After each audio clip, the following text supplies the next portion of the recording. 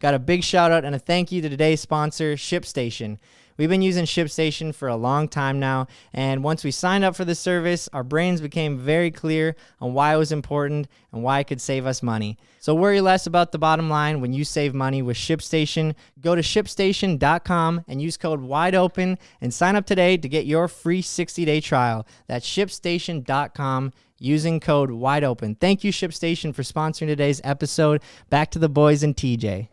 All right, guys, we got a bit of an automotive YouTuber OG on the podcast today. A legend. Yeah, legend. We've been I'll take the title. We've been really excited about this pod, so thanks for having us at your shop. Yeah, no, I appreciate you guys coming here. I feel like we've been like trying to link up to a certain degree over like a few different years. Yeah. And I'm stoked to have you guys here. There's a lot of guys in the shop who are like, are those C-Boys here? Really? They're all super stoked. So yeah, I'm honored to be on the cast, guys. Thank you. That's awesome. Yeah, it's funny. It's kind of gone full circle for us because I actually subscribed to you when you had like 7,000 subscribers. Whoa. Yeah, I think I found you off of Evan Shanks. Yeah. He gave you a plug. He's like, yeah, this new guy, he's coming up. He's really good. And I went and started watching you, and then, you know, you just blowing up since. Dude, isn't it crazy like what the community used to be like back then? Like it was such a different world. Yeah.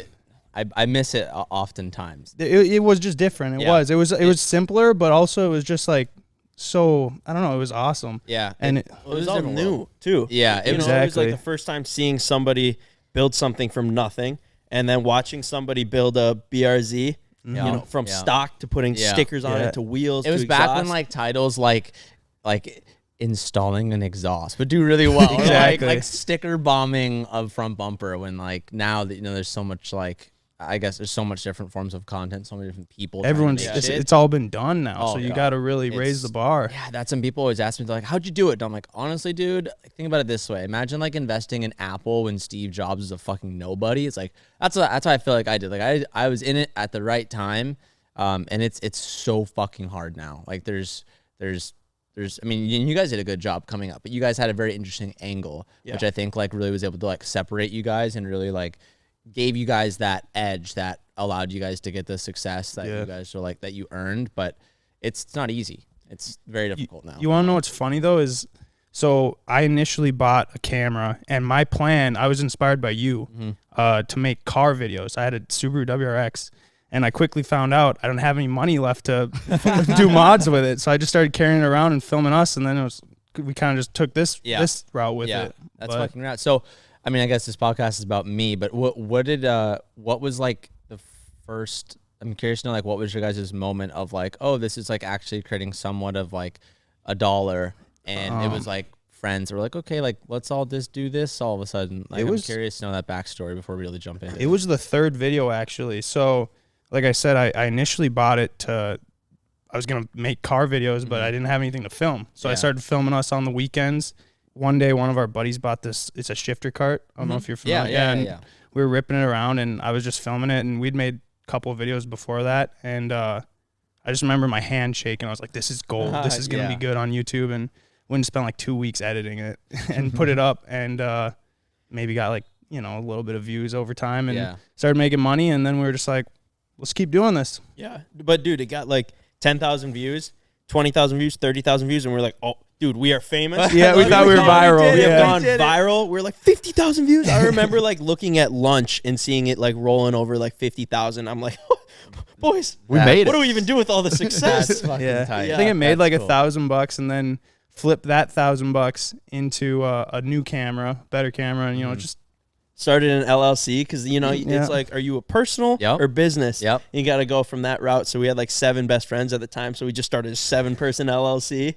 And we're just like, we're doing it. But then we were like, how do we split the money? Because we made $800 that December. Yeah. And we were like, what do we do with it? And we were like, fuck it, let's just donate all of it so we don't have to fight over it. Damn, that's smart. Yeah, so it was a good start. But dude, I remember the exact spot I was sitting when CJ was like, yeah, dude, have you ever heard of the YouTuber TJ Hunt? I was like, no. And he's like, I just subscribed to him. He's got like 8,000 followers. And I was like, oh, no way. do you make money on YouTube? I was like that person asking that question. Now that we actually, you don't get it that much anymore. Well, I guess, I mean, fuck, if that was like back when I had like 8,000 subs, that was like 15, I think 15, no, 16, it would have been years like, ago, something like that. it would have been like 2014, maybe 2013. Yeah, so that, I mean, dude, at that time, YouTube was like so like undiscovered. It was. Like, it was like making money from that was such a foreign concept. Like social media was nowhere near it was today. Yeah. So yeah, even when I started making money, I was like, when is it gonna stop? Like when it started adding up every month and it just like starts climbing, it's a very trippy You always have that in the back of your head. You're Yeah. worried about it, but Yeah, I think you've done such a good job though at creating a brand that's not TJ Hunt, the Hunt and Company, and your merchandise. And then I remember CJ being like, "Yeah, dude, he's got a merchandise, the Hunt and Company, and that's how he like makes his money." And I was like, "Oh my god, I never even thought of that. You could start a brand and then promote it on YouTube, and now everyone's got dude, it." But it's such a rabbit hole now. I mean, you guys understand at this point, but like, it quickly like came from, okay, like I'm making like X amount of money from videos and I have this audience, and there's, it like started to click when I started getting people like reach out for me to like promote like their products or whatever. And I'm like, why does everyone keep asking me to promote certain shit? And then realizing, okay, you have a demographic that's valuable. And then learning how to like, and then I got really involved. I got really interested in like the business side and how can you use that platform or that audience or that demographic, how can you use that to like build something? Or and I started like looking like back at like rappers who got super popular and like what did they do with their fame in like rap culture and how did they use that to branch out to start like anything. And it's very common with like sports players, like rappers, and then you look in like our field of like motorsport, and then it's Ken Block, Travis Pastrana, Von Gittin, and I like started studying. And then that's when like Hunt Company came and like learned about investing and learned about that's kind of what like birthed Street Hunter, and it was like trying to build something larger because videos are great, but it's always tough when I always like say there's always like a 10-year-old whistling diesel out there, and every year goes on, he gets a little older, and then there's another 10-year-old, and there's another 10-year-old, and then like the platform's only going to be so big for so long. So like, what can you do to like make your, I don't know, legacy there? Like how can you like invest farther than just like videos? for sure, yeah, we talk about that all the time. Of how do we create a product that will outlive, just our YouTube channel? Yeah, but how do you not lose the authenticity of what you're doing right now, and then make it seem like, dude, I'm just making videos to promote this or like something like that. Which at the end of the day, like people see through that, and you don't want want that to be, and you kind of always want to keep your core demographic happy with what you're producing, not just product wise. Yeah, Nelk's a really good example of that. Yeah, they kill it at that, and they've managed to create different revenues from Happy Dad to merch, but then their podcast, and then they still make their main channel videos. Yeah, I think when people like really look at certain channels and they kind of see how they're structured, like on a business like perspective, it's like kind of the first time they see it, they're like, oh shit, like it's not just like, think about it, like for the most part, every large creator or creation team will have like a main of like some sort of like clothing or some sort of like merchandising, and then they have a spin-off, or not even a spin-off, but like another branch that's like a consumable to a certain degree, whether it's food, whether it's like Street Hunter. Like there's usually a main, and then like after that, a couple of years, once they learn how that flows, they create a second that like, okay, what do I love to do that's like somewhat within my demographic? Obviously Nelk, partying and drinking, it goes hand in hand. But like again, Logan Paul, Maverick, then started Prime, KSI, same thing, then started Prime. And I became very obsessed with like figuring out what that formula was and how they were doing it and why they were doing it. And then I was like, oh. And then like you fall in love with it, and then it kind of becomes, again, like authenticity is very important. If you're just like shoving messaging and branding in people's faces and like losing out on what you're doing, then yeah, there's a very fine balance to that. But it's a deep hole. I feel like the personality trait of someone who wants to create and grow a YouTube channel, also it transfers into business really well. Like they have the same, I want to grow businesses, I want to start other projects, because you have to be to create a YouTube channel and keep it going. Yeah, to be successly, I think you got to have the knack. Exactly. Yeah, well, you do now. Yeah, nowadays. Yeah, for sure. now, well, to stay competitive or to really like outlive that into like Right. there's like making a living, and then there's like, you know, how do you like make a serious operation? And at that point, like, you know, you could transform into whatever you want. 'Cause, I with mean, whatever capital is there and have fun with it. You've been around for a long time. What is it? Has it been a decade or almost a decade? Not yet. Almost though. Well, fuck. It's got to be close. might be Maybe. close. It's got to be I close. was gonna say I was uploading videos in 2013, I think. But that channel is like I've had that channel since middle school, so there's some like older shit on there. But since I like really started, I don't know, 2014ish, so fucking close to 10 years. So do you mind going back a little bit and kind of just telling us how you got your start? Yeah. Because you got a pretty interesting story, if I remember correctly. Yeah, As yeah. to Yeah, it's getting going. yeah. So I played competitive hockey till I was Nice. I did too. really okay. Yeah. So I played till I was 19, stopped at like junior A. Nice. And so like we were always on the road traveling. So AAA pretty much from like squirts all the way to midgets and then junior A. So always on the road, always traveling. How is hockey in California? Sorry, a little. Super competitive. Really? Like- That's no offense, but surprising to me. It doesn't seem like so. Whenever we would go to nationals or we would do like junior Olympics, like usually like the good states to watch out for would be like Michigan, and like you never played Minnesota?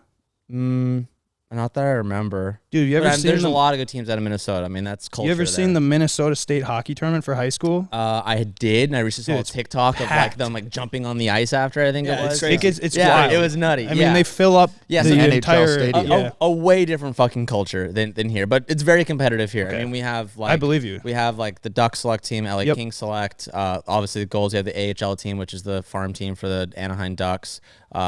Very, very competitive here. Huge hockey state. Yeah.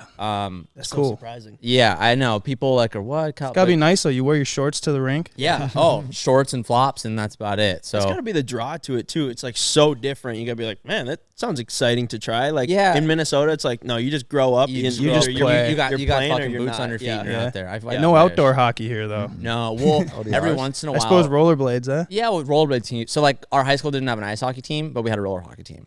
Really? Yeah. Gosh, that's so weird to me. That Yeah. is weird. So like I don't know of any high school teams here. Maybe like the super rich private schools that are like 50 grand a year here to go to, like might have one. But roller hockey is what's here. But there's a bunch of ice rinks here. There's just in our area, just from here within like 30 minutes, there's like maybe 5 different rinks. So you're playing hockey. So playing hockey, and when we were growing up, like through that, like we could never like go have fun. We were always stuck in the hotel room. Like completely know. maybe the hotels they give us like the conference room, we could all just fuck around in there. So like from a very early on, I started watching YouTube in middle school, and then I got a MacBook, and we would just make like funny YouTube videos, like with the team, like just stupid fucking shit. Which a lot of stuff I've had to taken down because a lot of my teammates then are all in the NHL now, and they're like, "Hey, when you Really? search my name for prospecting, like it's our videos. Can you please remove them?" Really? That's So, cool, dude. Yeah, it's like Demko, the starter for Canucks. Okay. Played with Demko our whole Wow. entire fucking life. Wow. Trey, there's Tyler Moy. Wow. So you had to have been on a really good team then. I mean, So, like, if you got guys going to the NHL. we all like. I thought I was playing. So that's part of the story. Like I thought I was going to the NHL 100%, like without a question. That's where we were headed. And I'll get to it. But I had so many concussions. I couldn't put on weight. I was super fast. I could like make plays, but I was getting fucking rocked. Junior A, I got into like 2 fights, and I was like, phew, don't have the size for this. But regardless, started making videos when I was really young. So I learned how to like edit and shit, like on a very early age, so a basic platform. And then I've always like loved cars when I was younger, like exotics and stuff, because San Diego, a bunch of exotics, bunch of money here. Yeah, So like I crazy would car go scene. down to like the exotic dealerships and just like geek Stare. over them. Yeah, Yeah. this like Murcielagos, Diablos, Vipers, shit like that. Then when I like got to be 16, was super stoked on getting a license, got a car, immediately started to like do basic shit like taillight tints, plasti dip. You know the fucking game. Yeah. Start. Yeah, and then never made YouTube videos, but was like super involved in like the online forums. Are you guys old enough yeah. to know? Yeah. I used to always try to figure out wheel specs or like, Yep, you and know. just like toxicity on the internet before YouTube. Yeah, I'd Just, get like, reamed. Yep. So Yeah. bad. But luckily there was no like really connection. Like I just had like a, There wasn't. it was like a gamer tag. Like it wasn't even my yep, name. yep. So I'd like ask Yeah. a stupid question, Someone get like reamed. 45-year-old go fucking to general. Yeah, Go find I it. just would scroll. I like that's. I swear, I learned so much on the forums though. Same. So that's why I learned like all my basic shit. So long story short, that's where I kind of got my information. And then after high school, I was with a girl that I was with for like 4 or 5 years, and then she broke up with me like freshman year of college or something like that, and like world upside down. This is like the typical story. Oh, I'm gonna marry this girl. Like I've known her whole family. Like my life's mapped out bullshit. And I was like gutted. Was like super depressed. Like I'm already like a skinny guy. Lost a bunch of fucking weight. My friend's like, hey dude, like this is like 6 months now, and like we're getting a little bit concerned here. And then kind of like transformed that and started to like learn about like self-help, self-improvement, and like certain motivational talkers that kind of help like reroute your mindset and like law of attraction and that route. That's like what I like grasped to. Frequencies and everything like that. Yeah, like just kind of like the power of like your mind and like understanding, you know, that type of shit. So from that point was like, I'm gonna start new shit. I would go to like a pottery class and just try anything. I started surfing, started like skating more. Like would you like the most random ass fucking shit, just like do something. Like it was bad. Imagine if you would have became who you are today, but through pottery. Like, you're just the goat of pottery. Dude, have you seen those like accounts on TikTok where it's like these like dudes and chicks just like hand fucking it's amazing. pottery? Yeah. I go down the rabbit holes all the time. That's like dude. me, and I'm all buff and shit, like oiled up with just the apron on. Could have been me. Could have been shit. Yeah. So started to like kind of get my feet moving a little bit, and then found YouTube again and started watching like couples YouTube. Like this is like OG YouTube, but like BF versus GF. Yeah, Jesse, Gina, like that type of shit where they're like daily, and this is like daily uploading was like the thing. And then it was like watching couples and shit, and you're like, oh, I'm like a part of them. I miss that type of like like self like loathing type shit. Then I was like, fuck, like I like cars, I like YouTube, I know how to edit, like what's on the car world. And at that point it was just Evan Shanks, That Dude in Blue, Dr. M3, Super Speeders Rob. That was like kind of it. Like that was it. And it was all just them when you would be in the driver's seat and you have a camera filming you. Just a GoPro. Yep, and you're just talking. Or car review. Hardly even any cuts. No, yeah. Very like basic. And that was just like the culture at that time. And it was never like about the person. It was only about them hosting what they're talking about. Like, period. That was it. So then I started filming some shit. Like tried to just copy what they were doing, car reviews, this and that. And then I was like, oh, okay, like that's cool, but like I don't have any money. Let me start filming me and my friends. Similar story. And then started filming more and more, and then got a BRZ, and then started filming shit on that, and would post that shit like on Facebook, forum pages. I'd get blocked on the forums. That was like, everyone was shit talking me on the forums. And it just kind of like started building and building and building. And then it wasn't ever like a moment that popped, but it was like I eventually started uploading 3 times a week when I was in college, like delegating all my time. And then like one summer, when I had maybe like 15,000 subs, like was on summer break, doubled down, started like uploading like almost every day, and then started making like $3,000 a month, $4,000 a month, and then that $4,000 a month jumped to like 10 G's. I'm like, what the? I still have the screenshots on my like YouTube AdSense account. Like I'm tripping out. Yeah. And then it was like, oh, okay, I just made like 13, 15 grand at the end of summer. I'm gonna go back to my job, and I was in the nursing program at my school, and then nurses here make like 100 G's a year, and I'm like, I'm making more right now, allegedly, if I continue this, than if I was no nursing. And I went back to school, saw like the syllabus for that semester, and was like, dude. I can't fucking keep up 6 videos in this trip and this trip. And I was like traveling, meeting other YouTubers all summer, and I just like freaked the fuck out, and I walked out of class. And like, What year were you in school that year? my junior year. So you were in. I mean, it wasn't like freshman, sophomore year. I was in, and I was like 50 grand in debt. Oof. in college debt. I just walked out, and I was like, Just on the chance of, yeah. And you, at that point, you were like, I'm going to be a YouTuber full time. It was more, it wasn't like I'm going to be a YouTuber at the time, because like it was still such a foreign concept. It wasn't like like, you know, like there's third graders are like, I want to be a YouTuber when I grow up. Like that wasn't a thing then. So it was more like, fuck, I'm just doing really well now. If I slow down, I'll never know what could have been. Right. And that thought scared the shit out of me. So I was like, fuck it. Like I was really good friends with, in the fitness world. I don't know how connected you guys are, but like Christian Guzman, Max Tuning, Alpha Elite, Sour Strips, like they own those brands. Yep. Good friends with them. And I was like, Christian dropped out of college too, the owner of Alpha Elite, wildly successful. Like one of the probably biggest success stories on YouTube, like of creating business and learning how to like build that. But he was like, hey, dude, my thought was like YouTube's now and college is forever. If I 100%. fucking fail, I can just go back. Go And I back. was like, yeah. We had the same thing. Mhm. So it was still that leap of faith. And then, of course, it fucking lights up after that. And you're like, what the fuck was I doing here? Yeah. And, you know, then the rest was history. Yeah, dude, we kind of did the same thing with like the college look on that, whereas like, yeah, we have this golden egg right now. Yeah. If we don't give it enough time, what could happen to Right. it? But like, weren't making any money. Like, I remember when I dropped out.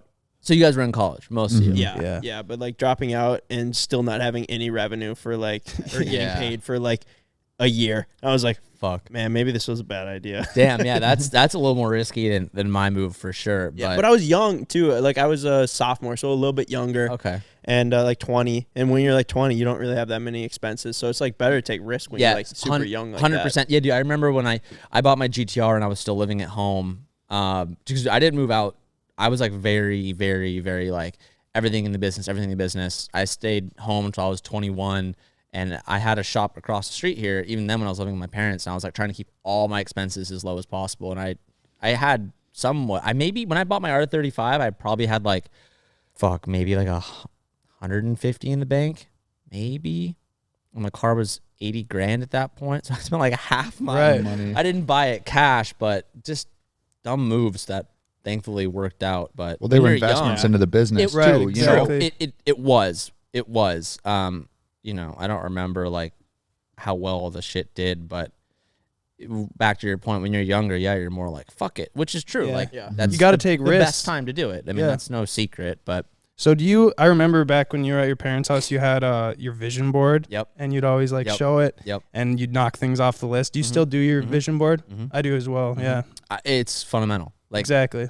I think especially in this world, like you can get so caught up in so much bullshit. And if you like, I'm not like weird with it, but I'm very in touch with it. Like I still journal to Really? myself. I'll write to myself like at Nice. least once a month. That's like, hey, right now, this is what's important to you.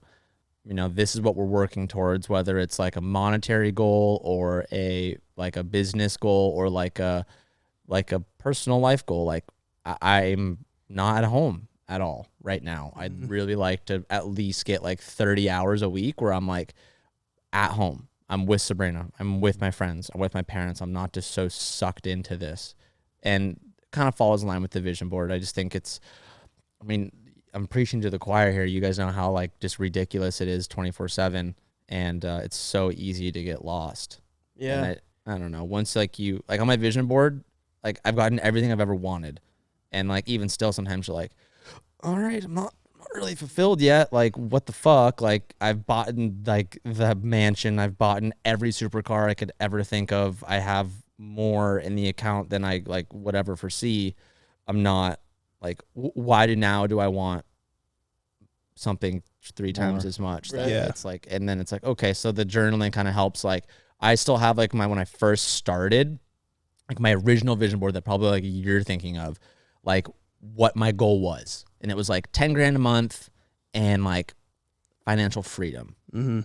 And like, I was like, that's all I care about. And if there's ever a moment where I'm like, well, I need more, it's like, check yourself. Like there's, Time's the most valuable thing. yeah, wildly and important, I think. But that shit just kind of helps keep me in check, I feel. Do you go back and look back at them, or are you Yeah. always moving? Yeah, no. Keep moving forward. Yeah. Yeah, I know. I said it, and I was like, ooh, I don't You're know. like, I'm like, you motherfucker. No, I always go back.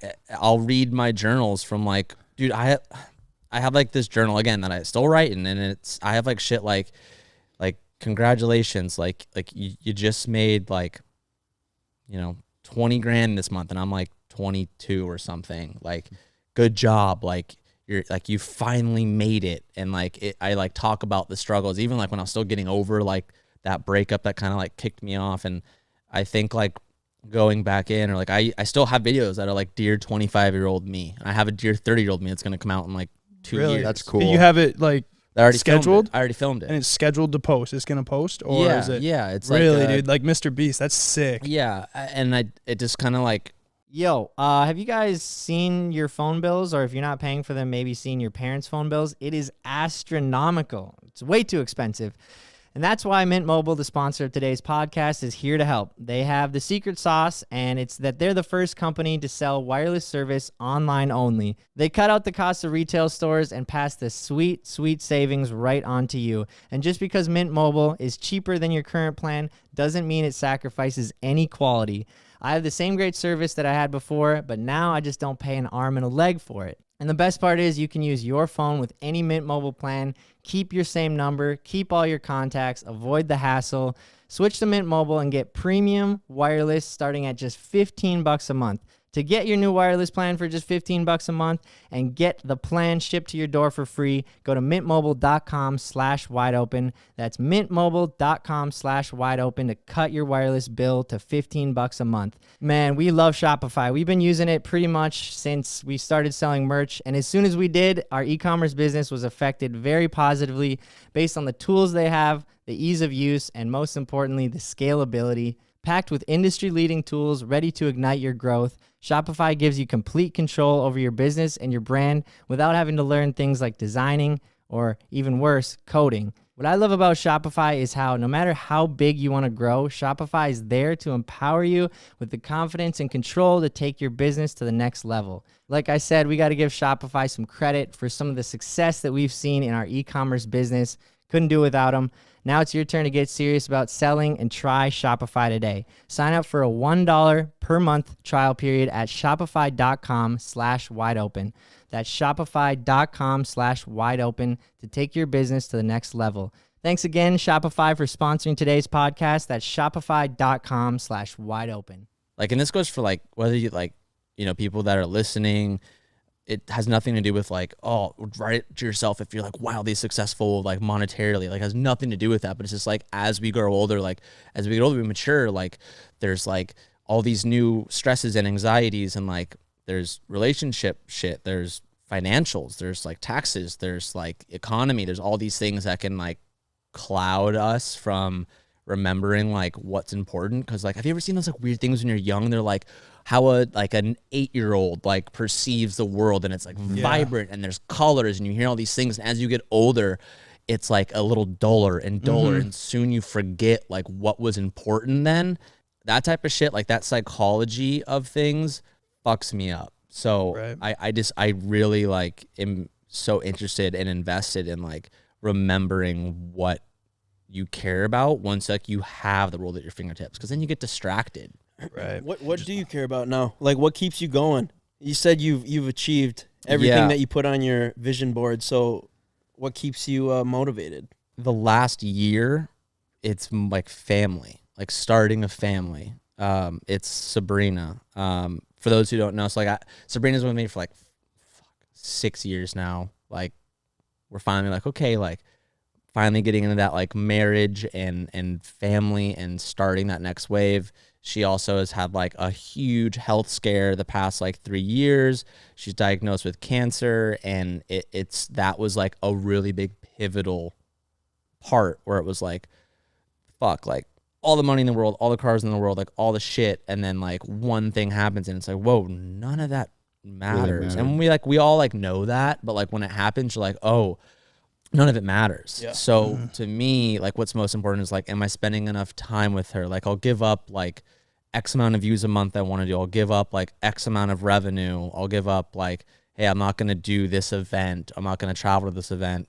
Like, am I at least getting in X amount of time? Am I like devoting that to us? Because like when I thought that like there was an X amount of short window that I'd have with her, like everything changed. So like what's most important now is like, I want to like make sure that when I'm more or less ready to like peace out, like I have everything we need to like focus on us, go wherever the fuck we want, not worry about anything, and just focus on us and our family. Do you have a timeline of how long you want to do this? I have no idea. I was literally just talking about this like beginning of the year. I'm like, okay, I'm finally at the point where like I've had everything I've wanted. Like my biggest thing I've wanted to do is like build my race program. And like, I don't want to drive FD. I don't want to go and compete and do all that stuff. Like from a kid, I'm like, oh, I want to have a professional program. I want to have my own hauler. I want to have my own like full rig. I want to have my full staff.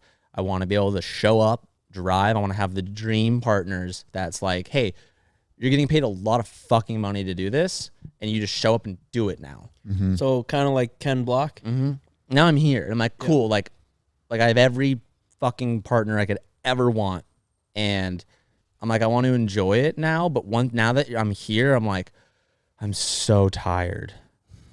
It took so much. I gave up so much of myself to get here. Now I love it to a fucking bloody pulp. Like I'll kill myself again to get here. But it took so much of like my soul to get here and gave up so much of the past like 10 years. I'm like, okay, I need to like find the balance. This year we're doing like 14 driving events in 7 months. And it's usually like a 4 to 5 day venture. Like Good Life is an example. So like leave and come back. So you like do the math, like how much you're on the road. And it's like, cool. Like you've always wanted this, but to have that, it takes this much fucking time. Yeah. This much effort, this much away from this business and this business and this business, and this much away from family. And then you're like, fuck, is that what I want? Is it better to be like showing up to the track with an open trailer and like 6 fucking scrubs on a stock Z and just ripping? Or is it better to show up in a $1 million race hauler with 100 tires and 3 spare motors and a full fucking team And all the stress that and comes all the with it. stress that comes with it? And then you dial back and you go and you talk to people like Vaughn, or I've had conversations with Ken, and it's like, okay, hey, you're here, but like now what's the balance? Where does that come in? And then it's like, okay, you're here, you establish yourself, and now it's like, hey, I'm gonna give up this much. Like this is what it's gonna take out of me on the corporate partnership side, and on like speaking in third person, like on the TJ Hunt side. What am I gonna give up at home? What am I gonna give up on YouTube? What am I gonna give up on how many uploads I'm gonna do? Meetings I'm gonna have at Street Hunter, like development plans I'm gonna have with Hunting Company. Like what am I gonna do on like meeting out on like certain like fundamental like shareholder meetings to do that? Yep. And what family time as well. And then you say, hey, I'm gonna do this. TJ Hunt's gonna do these events as TJ Hunt, but because of that, hey, all the other businesses that like kind of develop that, you're gonna have me this much less this year. And if you're not okay with that, we need to have a conversation You about only it. spread yourself so thin. Yeah. Do you feel like you almost become like a slave to the lifestyle that you create? And I have friends that are more successful that are.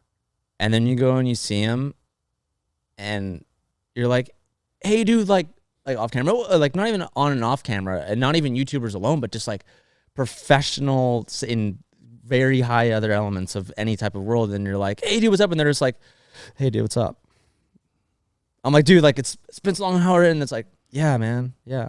You just tell there's a lot weighing on And you're it. like, dude, the fucking soul is gone out of them. And there's some that have friends with some that have like realized that, fix it, come back, and they're like, dude, like it's too thin. Like I'm not like the body's there, but like the inside that wanted it, it's like fucking just gutted. And it's like that 8-year-old perspective ripped out of them.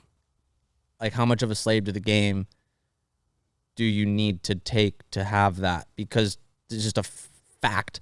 Unless you have $1 billion that was given to you, and you can't have both. No, you can't. Got to work. No, 100%. You have. There is a like, if we want to call it a slave to the job, like there is that to a certain degree. And again, everyone loves what they do. I don't think you get that to that success level if you don't truly love it. And you're like, well, this is what I want to do anyway. But when it's all you're doing, like 130 hours a week, whatever, how many hours are on a week, and you never stop and you never like take that for yourself or the family or find the other things that recharge you. Yeah. It's like, you like, what's the point? Right. Dude, I mean, Ryan says all the time, but he always is like, you got the boat, but you don't have time you don't have time to drive it or take it out on the lake, or you got the, whatever. It goes with anything. You got the big house, but you never get to use it because you're always out on the road working. And that's like what you're saying right now. You're totally you're way more successful than me, but I'm trying to just be more present. Like just enjoy the moment, not be like stressing like, okay, what do we got to do next? Cause like you're right. It just takes it out of you. I mean, and to define success, I don't view it like that. You guys have a lot of things going for you that like, and I have some shit. Like whoever the fuck's doing your guys' thumbnails, who's doing that? Me and CJ. Yeah. You Photoshop God. That's a whole nother conversation. That's actually might be the nicest thing you've ever said. Yeah, thank you. Spend a lot of time I on need to them. have you Dude, talk we to put fucking Anthony in there. Do I have him fucking study your shit? I'm like, learn how to fucking do this. I noticed you were doing some new ones at We the beginning of the try, year. and I'm just like, that's a different conversation. But a great example is like, I have 30 something cars. I drive 4 of them. Yeah. Bro, you got 30 cars? Yeah. Whoa. That's crazy. When I Where do drive you like, keep them all? so I have some the channel doesn't know. I have some that the channel, well, obviously the ones that the channel knows, and I have a lot overseas. Really? That I've been like just collecting and buying and just like importing when they're legal. So when will that's your like- R34 be able to come? You have an R34, don't you? Yeah. Or is that not known? No, I do. I have a Bayside Blue one. Okay. So Pretty when's that going to be here? I might just keep it in Japan. Really? Dude, how is Japan? I want to go over there. Dude, I will fucking go with you guys if you cut out the time. I was supposed to go at the end of this month for Matsuri and Ebisu and drifting there. You guys have never been to Japan? No. Fuck, Dude, dude. we really haven't been. Oh my god, is it cool? Yeah. Yeah, dude. It's the fucking best place in the world. What if you're not All like right. a massive JDM guy? Okay, that's like the JDM is a big appeal to it, but just like the culture, like the everything there, it's just so different than the States. But like if we went there and you guys know what Ebisu is? No. Motherfucker, what? Dude, we're so uncultured. Okay. Well, I guess you guys aren't like super into drifting. No. and shit. Oh, wait. No, yes, I have heard of that. I just didn't know that's how it was pronounced. Yeah, Ebisu. So that's like where I was the last time I was in Japan, like 2 months ago. I spent like a week up in the mountains. I have a car there that's just a little JZX drift missile, and there's like a track up way in the fucking mountains, looking over the countryside of Japan, and there's a zoo inside the track. Like the owner of Ebisu, he's very, very successful and well off. He has like this animal zoo, and there's like 8 different tracks all around Ebisu, and you can store your car there. You guys can buy a car there, and like they maintain it for you. So you just show up, arrive and drive, and they'll do your That's tire cool. changes No way. for you, and you just rip. What's and that drive. cost to have them maintain it, So warehouse it? you have to buy it from their inventory, so they always have cars like for sale that they'll pick Okay. up. So you just like buy, dude. My JZX was like 13 grand, and that's like all you fucking need. It's a 1J. Tires are relatively cheap compared to the States there, and it's like I don't know exactly how much it is to maintain a year, but it's relatively cheap.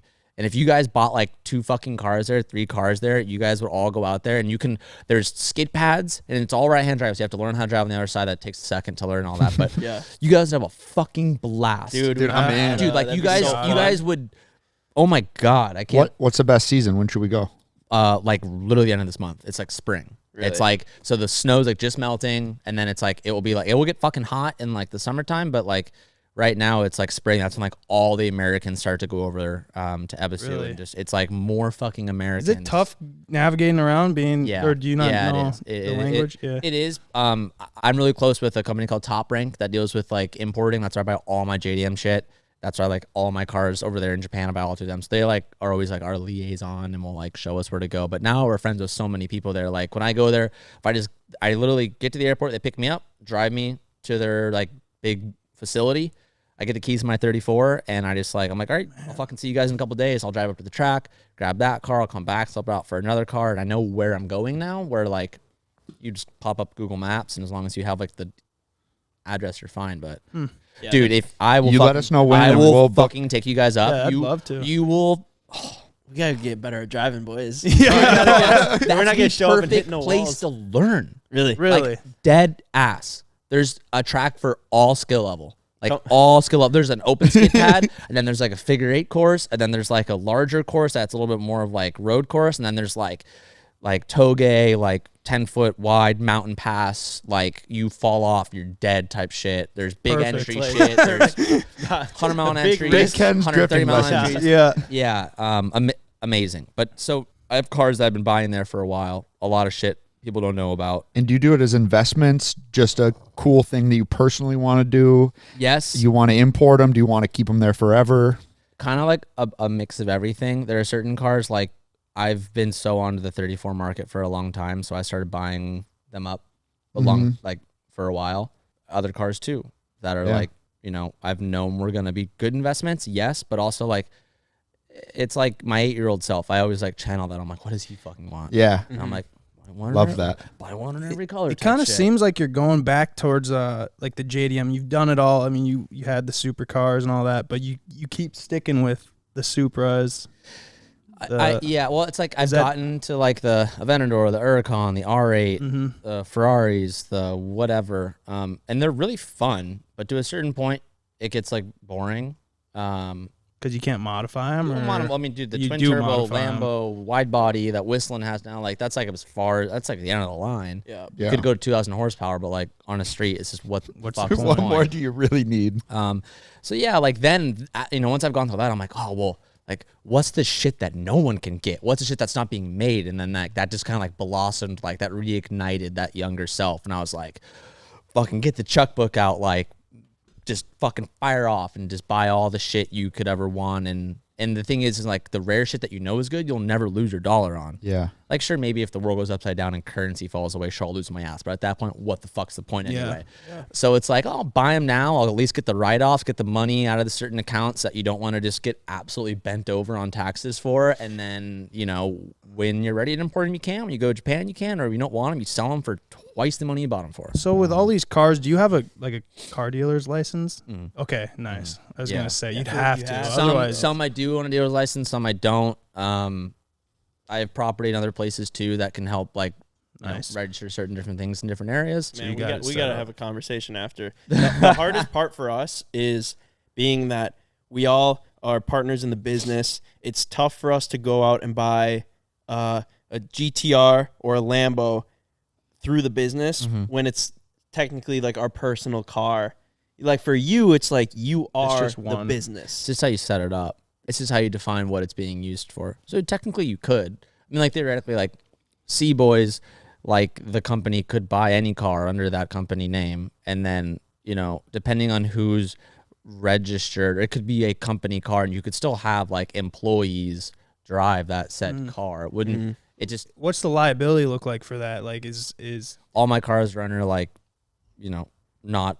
Well, most of them are under the business. There's certain exceptions for certain things, but the liability on that is like triple my personal policy because it's like the business is worth X amount, so the coverage is like way more. But then also your insurance fucked. Dude, what do you spend a month? Can you tell us? Probably like a month or a year. I don't fucking know. Whatever you want to tell us. Yeah, no, I don't mind. I don't know. Probably a month, anywhere from like. There's always so many things being added and not added. I don't know, like 15 minimum to like 30 grand a month. No way. Well, so I have shit, and then we talk about, then we talk about dealers, and then the dealer's insurance is different. So there's like it varies.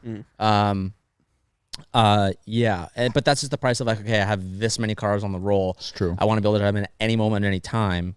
Yeah. You need to have them all insured. And then it's like, okay, well, if I'm going to have it on a dealer plate, I'll swap the dealer plate on it, and then I'm allowed to drive that for a certain X amount. And it's ultimately just easier if you can just like write out all of it to have everything always insured. And it's also a better write-off if it's going towards something. Right. That's one thing we've done.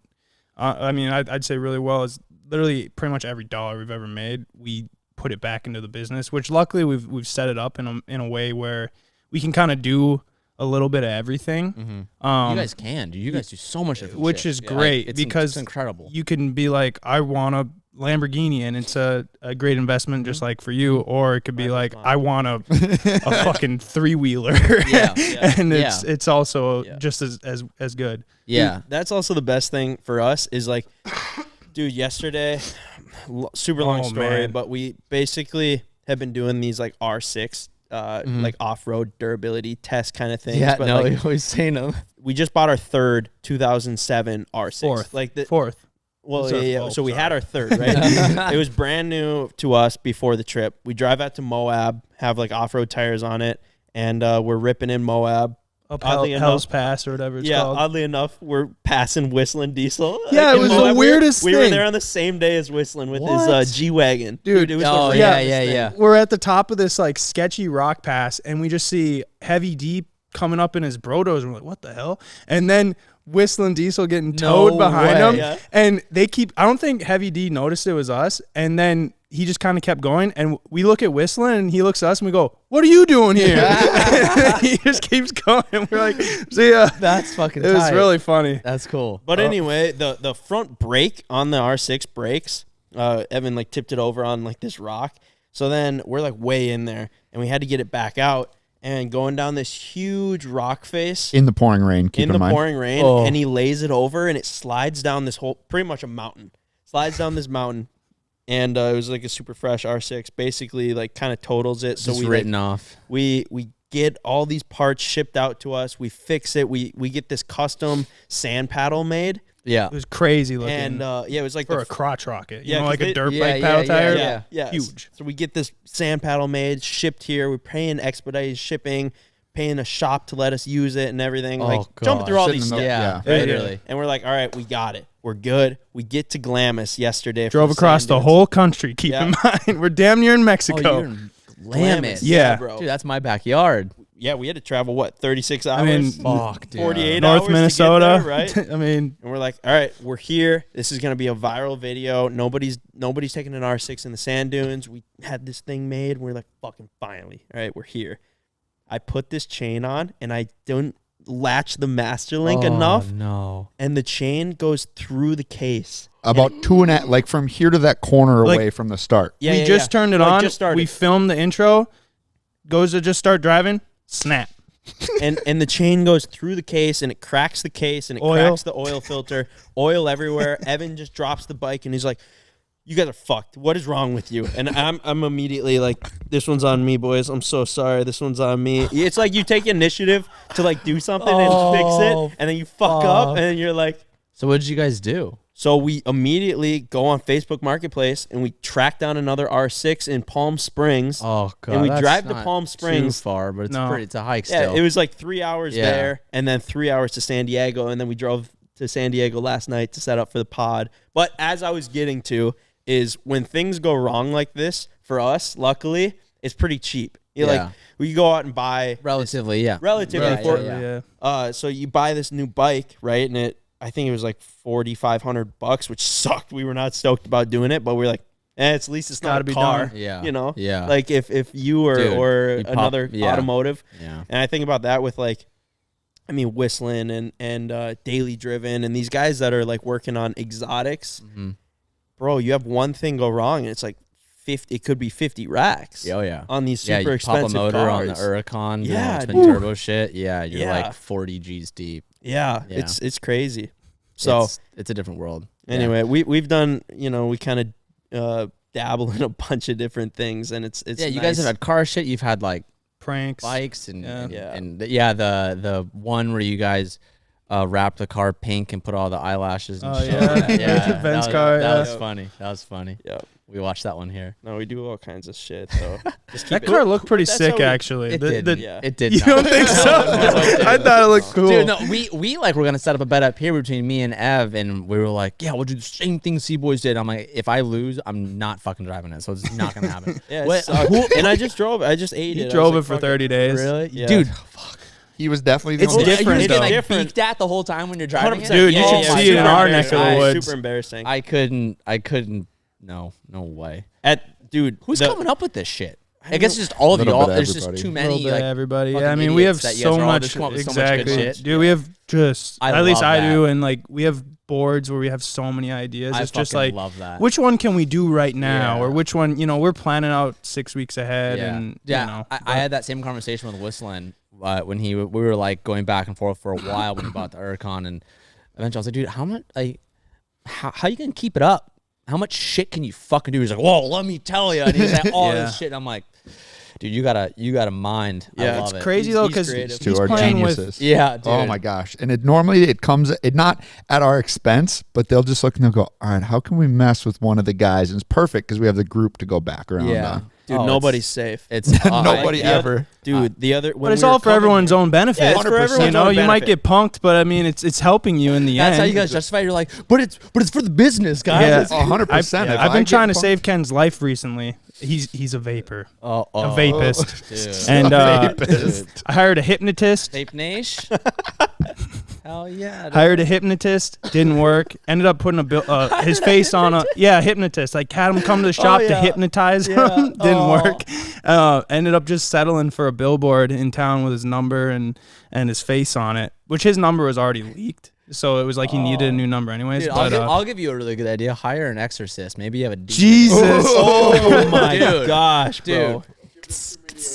Dude, I've given up. That's a solid one. We I thought told him, about fuck taking it, him to dude. rehab, but he freaked out. Yeah, that'd be too far. Oh, show what he did when he painted it. Go to my page. Oh my god. Yeah. You got to see this actually. This is the best. Is he went and Wait, that was your actual number? Like dead ass, that was your real number? yeah, he had to get a new one. I can't believe it. I had to come see this with my own eyes. This is a week later. And then the cops showed Cop showed up. because they thought people were vandalizing it. No way. Yeah. Dude, that's fucking gold. pretty proud of that one. That's amazing. We just- oh my god. We just came from Denver. We have a buddy that lives in Colorado there, and we bought him this 3-wheeler. Dude's a 3-wheeler nut. Loves 3-wheelers. Loves Okay. 3-wheelers. So we buy him like the most legendary 3-wheeler. I saw some shit on TikTok of like some dude showing up with a 3-wheeler somewhere. Maybe. Yeah. It wasn't from you guys. It was like someone posting your shit. and Yeah. It was like viral. Yep. And I was like, Yep. something about it. When we locked him in the U-Haul? No. Or a different one? You guys were like out in the fucking sticks somewhere. I don't know. Probably where we live. Yeah, well, it was, Yeah. I can't recall what it looked like, but it was something about like some dude in a 3-wheeler like meeting up with you guys, and Yeah. it was like viral for some reason. I don't know. I don't know, man. We've done a lot of shit. I forget. You start to lose 90%. track. I Dude, bet. I don't even remember what we did 3 weeks ago. Yeah. 2 weeks ago. I feel that. I don't know what I had for breakfast this morning. Yeah. Yeah. So I'm right there with you. Keep moving forward. Yeah, dude. I try, man. Wait, do you guys Trademark play, that. Wait, do you guys play hockey? I did, yeah. Just I did you. all that. But Yeah, I actually had a really bad concussion story too. Really? And that's kind of how this all got started. I, just was sitting there. I was at my lowest point. And just started thinking like, what do you really want to do? Yeah. And so I always say, similar to you, like, when you're at like rock bottom or down there, Yeah. it's kind of a blessing in disguise because you only got Dude, one way to go, and it's up, You're your most creative when Yep. you're that desperate. and you don't have anything else to lose. Yeah. No, 100%. So like, you might as well just send it. Yeah. Take some risks. 100%. 100%. I mean, exactly. You said there's nothing you can lose at that point. Like you're already in the fucking shit. So Exactly. No, But I was gonna say it's funny though because, so like Whistling, for instance, he spends $400,000 on this Ferrari, and he'll hopefully make 4 videos from it, and he's definitely making way more money, but he also has more cost. more So cost, you and I'm start. curious to know what his demonetization. I don't. Looks like. I think he's pretty careful about it. I would. Now I would you think he imagine is? you have to be when you're playing with that much money. I don't know. I don't think he's getting demonetized. I know he had an issue with his. He's had multiple videos. Get Yeah, demonetized. no. That's why it makes me go like- nowadays, though, Yeah. I know his Ferrari vid got. I think it got demonetized for a second, and he just privated it. It got it worked out with YouTube, Yeah. and then put it back up because Yeah. he couldn't. I don't blame him either. Yeah, he's a genius in his own way. He's taken an approach to like an extreme that like no one had done before. But yeah, oftentimes I'm like, I remember when he bought the Lambo, I was like, so like, are you gonna like really write this car off? How much you fucking spent? You're really just gonna write this car off? Which was, I don't know if he's ever said how much it was, but more than Like considerably half more a than million bucks, wasn't yeah, it? considerably more than the F8. And he was like, nah, I'm not gonna fuck. Were you worried when No. you're? It's No. just a car. So like that car bought me like my dream, like my ultimate #1 car that any like 8-year-old TJ could ever have. And what was that? I haven't shown it. Oh, really? Yeah, I can show you guys like off camera. We've been building it for like over a year. Dude, that's so cool that you're doing Yeah. stuff like that, keeping some things to yourself. Because I'd also imagine you're driving around out here, everyone's noticing your cars. Yeah, I'll give credit to Cletus because that's where I got it from. I remember going out to his house like 3 years ago, and I was like, "Whose fucking Porsche is that in the corner?" He goes, "Oh, that's mine." I'm like, you bought a car, didn't make a video on it? He goes, yeah, it's just nicer sometimes just to be like in full cognito. And I was like, motherfucker, he's right. Hey guys, back in the world of e-commerce. Got a big shout out and a thank you to today's sponsor, ShipStation.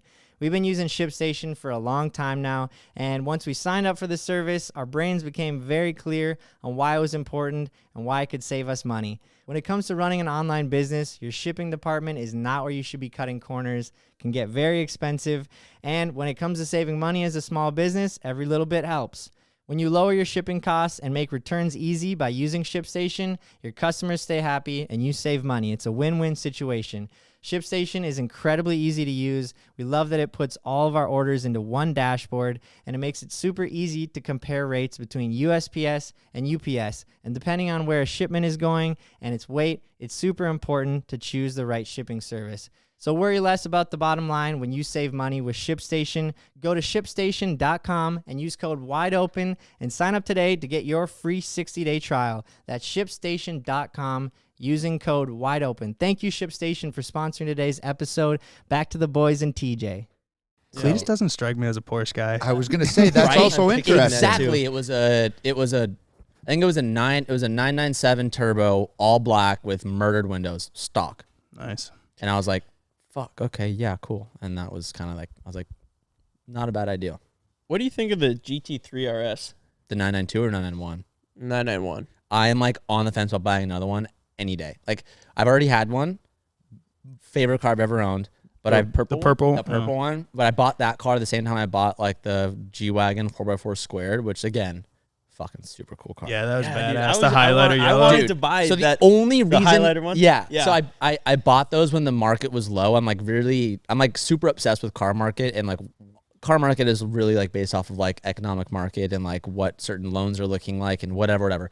So I'm very like in tune with that. And I remember when the market was going down, I was like, dude, these are gonna be two fucking sick buys. I'm really close with Hunter from West Coast Exotics, so like we just like are nonstop, dude. I could literally show you my text to them. We're always going back and forth. With cars, and the I wish I had a UV, guy like that. the UV. I know it's a problem. Our guys just kick us in the nuts. Yeah, we just lose money. Yeah. Really, dude? I'll hook you boys up. Like literally, I like love that. there's another UV perp we're looking at literally like the other day with like full MSR. Like all we do is like talk cars, but regardless, best fucking car in the world. I like it more than the Dot 2 only because of the UV purple. But why are you thinking about getting one? You should fucking do it. Well, I'll talk you into it, so be careful. I was going to get one before I got the Huracan. Oh, it's Huracan. Huracan, as you call it. or whatever, the same fucking Whatever. It's such a better car than the Huracan. Is it really? I guess Fuck yeah. the only thing that I didn't buy it, or I guess the reason I went towards the Lambo is because it's a Lambo. I was gonna say because you wanted the Lambo. Yeah. And like, dude, around us, bro. You don't see Lambos anywhere. No, No, I get it. no one's Like, ever there's, seen it. like, They go nuts. I get none it. in the areas. And I just think it just kind of adds to the aura of like a YouTuber in the area. I get it. Not really that It- means anything, No, but it's just fun. It does to a Yeah, certain degree. it's Like cool. it fills your cup in a certain way that like checks that box, and like that's what makes some cars. People it will be for like, people. "Oh, yeah. they're But doing it." But that aside, like Even if for yourself. that like is a, I don't want to call it like a justification, but if that is a reminder of like, hey, I worked fucking hard, this is what I can accomplish, and if it has a Lambo badge on the steering wheel, then sick. But like when you come down, when you boil it down to like motorsport and what drives better, and like as I've gotten like larger and I've been able to like take motorsport more seriously, and I've actually got to learn how to drive, I've appreciated cars in a different way. And then it makes the Huracan feel like garbage. And then Really? you drive an RS and you're like, oh my God. it's just amazing. It's amazing. Dude, yeah, but you guys have roads around here that you Again, can like another- properly drive them on. Okay, have 911 on nothing. 911 in Minnesota or Huracan in Minnesota. Yeah, that's way true. worse to drive the Huracan in Minnesota. Yeah, I suppose. I don't know. That it's an amazing car. It market right now is actually like fairly decent on them. Yeah. What do you think the car market is at right now? Because I Right. feel like it's just changing. It's at a but low right now. you'd- It's at the you'd lowest say it's a been. low? It's for sure at a low. It was like really high. Like the past like 2 years, dude. R35s went from 2010 R35 with 60,000 miles went from 50 grand, 55 grand to back to like 90. I remember I bought my Huracan or my GTR R35 back in like 2018. It was like a 2017. I spent 78 grand on it. Wow. Which was like pretty like low then. And like 5 years later, that same car, had it have been for sale today, would have been $110 grand. Mm-hmm. That doesn't happen in a 2-year shift. The economy went fucking crazy when they started giving money out to everyone. Yeah. Now everyone's like, fuck, I'm out of that money. What the fuck am I going to do? Inflation's back up, and now interest rates are back up, and everything's tanking. So right now it's at like a pretty big low. You think it's gonna keep going down a little bit more, I don't know. I don't really. I mean, like we're like borderline in a recession. Depends who you talk to right now. But it's different too, because like certain cars, obviously, I don't know about the GTR, but if they're discontinuing, I'd imagine they might just stay. I don't know. Are they? I thought I heard that. I when you said GTR, I thought I meant like R34. So I was like, the R34 just had a record sale. The Millennium Jade like M-Spec. I guess I was saying R35, but yeah, R34s for sure are gonna just kind of stay where they're at, if not go up. No, they for sure will go up a lot, dude. They just all win. 2 weeks ago, a Millennium Jade M-Spec Nerd just sold for $1 million. That's crazy, dude. $1 million. Do you find that a lot of vehicles that you want you can't justify because it just wouldn't be a good YouTube car, or are you just like at the point, fuck it? So like it kind of goes back to like what my content reflects this year. Like I've been down this road of like, all right, I'm gonna build like what I think will do well, or like I'm gonna build like what I think like will do well on like thumbnails or what we'll be able to do. And I've just gotten kicked in the ass so many times where like I just haven't been able to make it work, or like we try to do something and it just didn't get the result that I wanted. And then like it ends up like me like texting, like me and LZ are like super close. So I text LZ, I'm like, fuck, dude, I can't figure out this shit, whatever. And then like Adam is such a prime. I don't know how I just tangent into Adam, but Adam does such a good job at like, I'm just gonna build whatever I think is fucking cool. Like I don't care if it does well or not. And like that has been such a good recipe for him. So now at this point, I'm like, I don't care what the views are gonna do. Like I'm already. I respect that, but also you can't really do that coming up. Coming up, you can't. Yeah, that's the thing. I agree. So like again, my perspective. Now you have the opportunity. I'm like, okay, I'm here. Like, you have this certain like corporate sponsors to like help, and that's a whole different fucking side of the argument. But now I'm like, this year we're strictly building exactly what I want.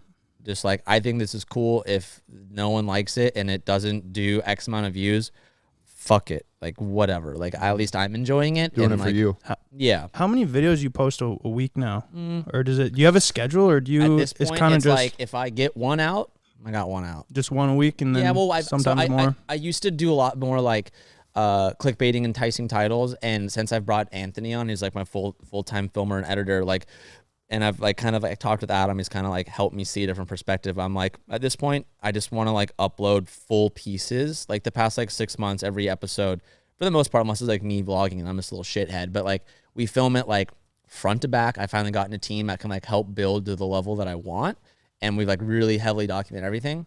And I'm like, hey, I'm not gonna rush an episode out just to get an episode out anymore, just to like meet AdSense that I want to see to like fulfill myself, to like, because I like my worth is in my AdSense. You know what I mean? Yeah. Sometimes that hurts you too when you have to like push it out in order just to hit that exactly. that upload There's a certain schedule. amount of people that will see it and are like, oh, I clicked this video expecting X and it like didn't bring me, like, fuck that, and you lose that trust. We're slaves of the upload schedule.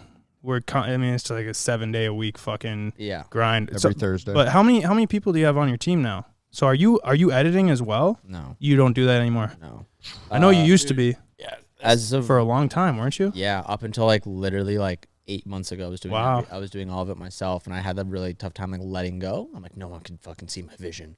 I have to be the one doing it. And then I finally found the right people. The team here is 5.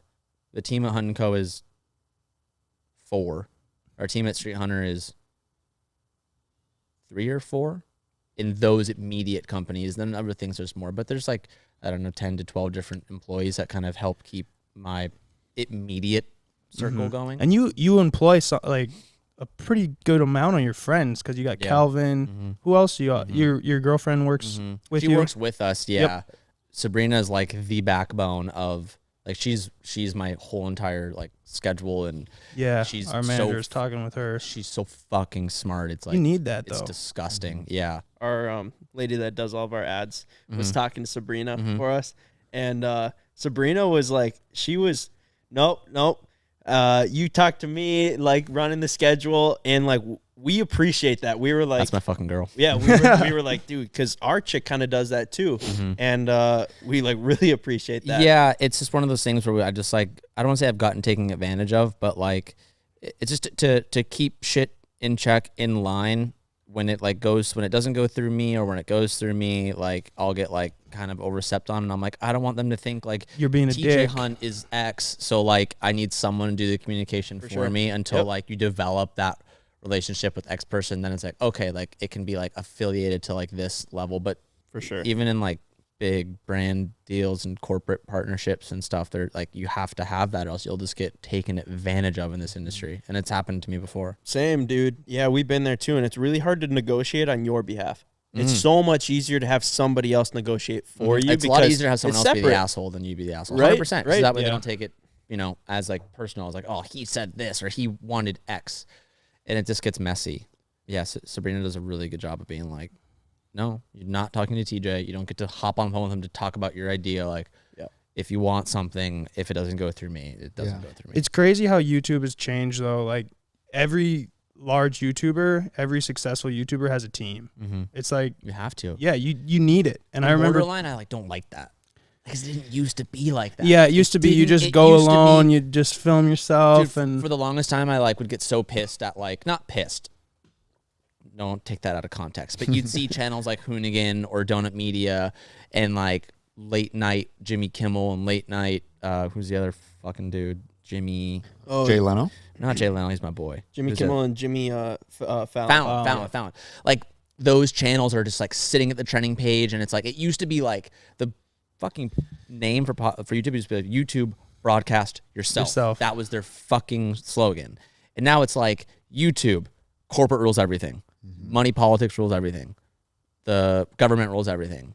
Nelk, you can't be here anymore. Steve, you can't be here anymore. Oh, you say this about the president, you can't be here anymore. And like I used to get so fucking rustled like when that YouTube was taking that change. I'm like, this is supposed to be about individuals. This isn't fucking uploading professional like no shade to eBay Motors. This thing I said the thing you guys are shooting. They're spending hundreds of $1,000s an episode, and it's a fucking YouTube video. Yeah, it's Yeah, crazy. it's I'm like, that's not crazy. fucking fair.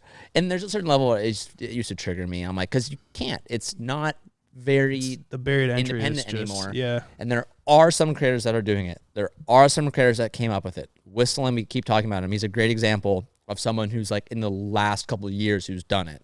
But at a certain point, it has to expand. He is, but like nobody's gonna recreate what Whistlin's doing and take him down. Nobody's gonna do what Mr. Beast is doing and take him down. Nobody's gonna do what No one can we're be- doing, what you're doing. Like No one can be a better CBoys. No one can be a better. You have to yeah. be yourself.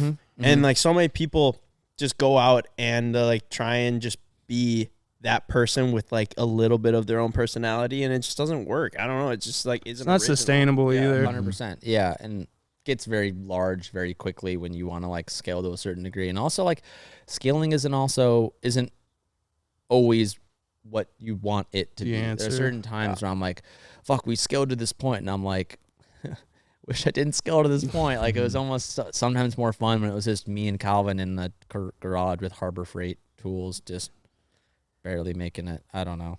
It's perspective. What do you think is like some of the worst first mods to put on your car? Like you go out, you buy a WRX. What is in your opinion, something Don't you should do it. not do? Well, there's like the obvious, like you go to AutoZone, you get those fucking stick-on vents. But that's like not Who's really a doing mod. that? Yeah, you You're a lost cause if you're oh, doing yeah, that there's shit. there's a lot of people here that do that. Fuck, I don't know. Like those fake turbo whistles, those are really big here. You see those? You put them in the Yeah, I've seen those. Yeah, you put them in the Oh, at the what? tip. Yeah, Yeah, no, like- Jake, actually do Jake that? had one of those.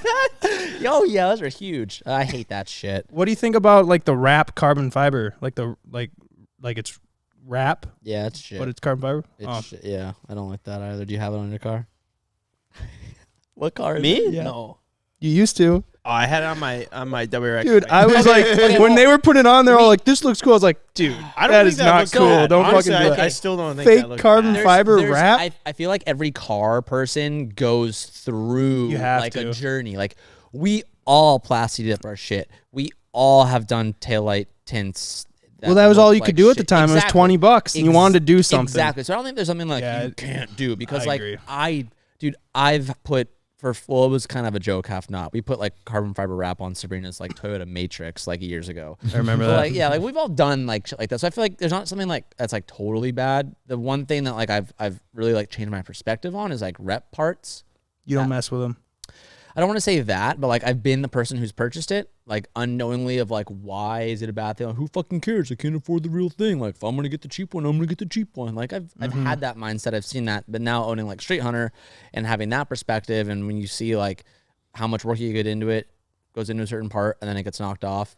Like I see that perspective. I also like I don't hate people that do that, but I'm like, oh, I have a different taste and a different perspective being on the other end and seeing both sides. So Yeah, that's like the your one taste has thing. been able to evolve though. Yeah, but with- again, taste takes years. Yeah. Not when someone's been for a year, you can't crack that on them for not understanding your ideology of why something is like okay or not. Like I agree 100%. So like I don't know why. Is there something that you guys absolutely fucking hate? No, I was just Well, I asking you. Get CJ going on cars that shouldn't be modded though. Yeah, I mean, some people like Oh, I you're don't gonna know. It's say just like like it's like you have a Chevy Cruze, like don't fucking put a wing on it and then like Okay. just ruin it, because then it's like you could have just drove that car for a year, saved your money, traded it in, and then got a BRZ. 100%. But instead, you just were so eager, you fucked it up. It is now worth less. No one wants to even buy it in the first place. Passionate. Dude, Oh, he's very dude. passionate. Okay, I just so see it, I'll- and I'm it just takes me off. I'm gonna 'cause I play. care. I'm gonna play devil's advocate, and let's see if you can hear me out. Oh boy, here we go. So I was that guy to a certain degree. My first car was an E90 328. Now, if you're not a big BMW person, that motor that's in the 328 is a inline six NA, makes like 280 horsepower. And there's this very similar car that looks exactly like it called the 335. Comes with an N55 turbo, wicked fast for their time.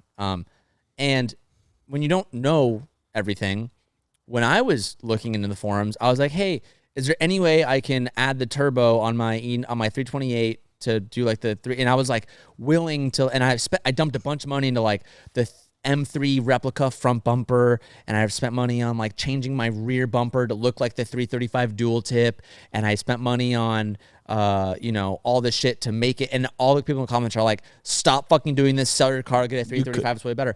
But at that time, it's like it's way easier to justify spending $2,000 than like going through the work of selling or like and spending an extra $5,000, and you don't know any better, so you oftentimes look like a fucking idiot doing shit like that. So like I agree with you, but I've also like been there, maybe not on the scale of like a Chevy Cruze putting on like a fake ARP wing that's like mounted backwards and shit.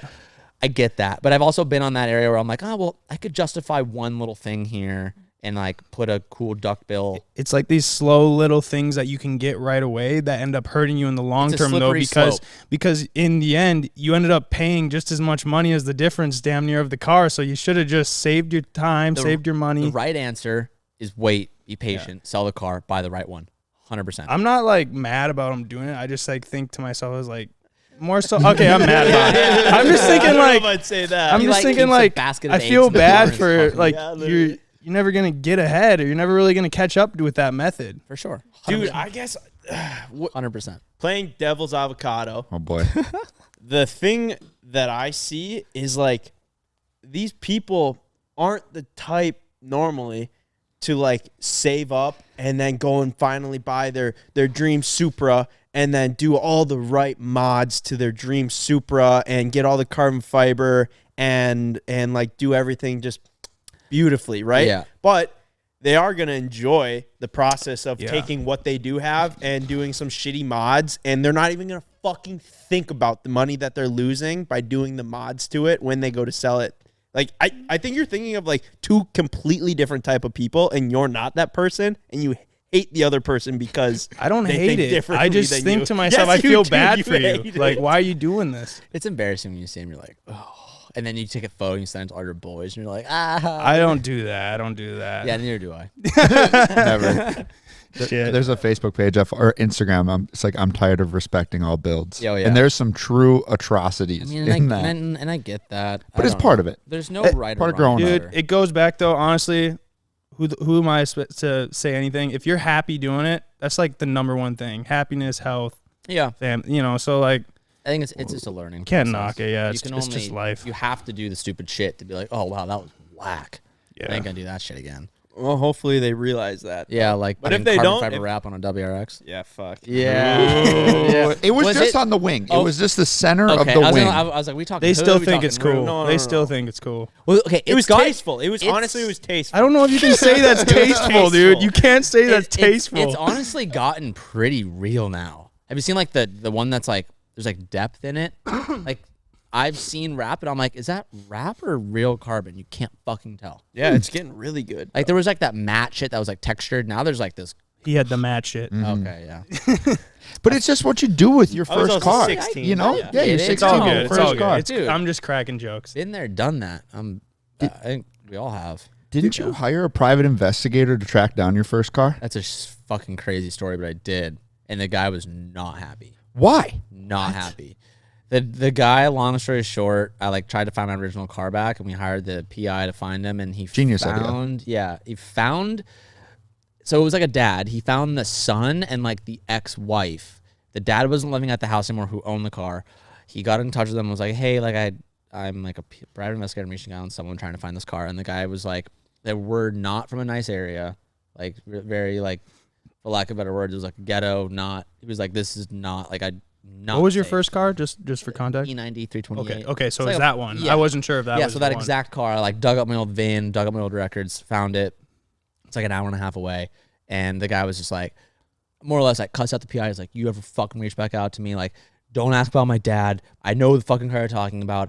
I haven't seen my dad in forever. Like, fuck Jesus. you. And he called like the ex-wife, and the ex-wife was like, I haven't fucking seen him. Like, get fucked. Like, just very angry people. Left on bad the terms. fuck? Bad Yeah, and terms. then- Like, dude, I and then- just- and then like and then I was like, I'll push a little bit, and I was like, all right, offer him like $1,000 just to like tell us where the dad is, and that like really pissed him off.